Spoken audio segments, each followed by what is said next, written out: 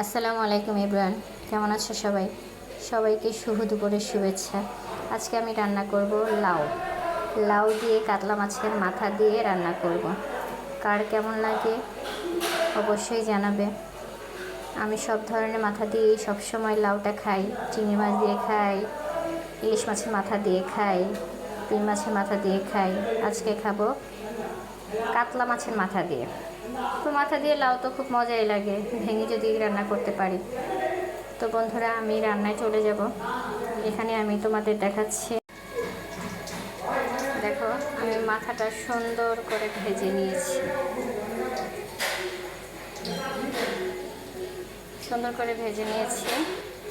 এখন আমি লাউটা বসিয়ে দিব।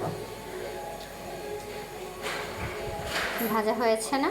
অবশ্যই ভাজা হয়েছে, সুন্দর ভাজা হয়েছে। লাউটা ভেজে নিয়েছি। পেঁয়াজ দিয়ে দিয়েছি রান্নার জন্য।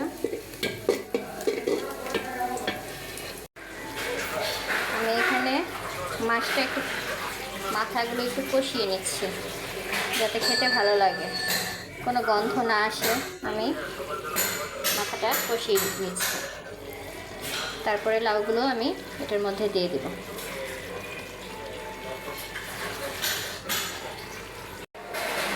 আমি লাউগুলো দিয়ে দিলাম। এখন নেড়ে চেড়ে নেব।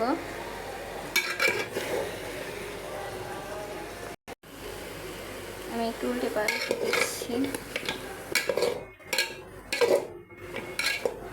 এখন আমি এটাকে ঢাকনা দিয়ে ঢেকে দেব।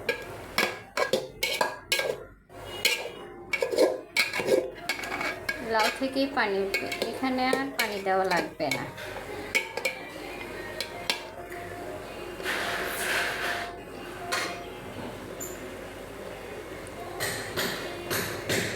লাউ কার কার ভালো লাগে অবশ্যই কমেন্টে জানাবে। লাউ আসলে খুব ভালো একটা সবজি, আমার কাছে ভালো লাগে। কার কার কাছে ভালো লাগে মাথা দিয়ে লাউ অবশ্যই কমেন্টে জানাবে। চিংড়ি মাছ দিয়ে লাউটা আরও ভালো লাগে, যার যেভাবে খেতে ইচ্ছে করে। আমার ভালো লাগে সব কিছু দিয়ে।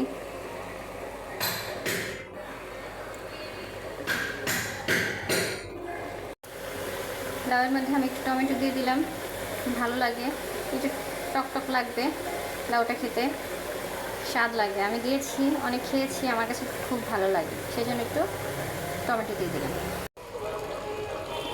দেখো বন্ধুরা, পানি উঠে আসছে লাউ থেকে। লাউয়ে পানি দেওয়া লাগে না, এমনিতে পানি চলে আসে।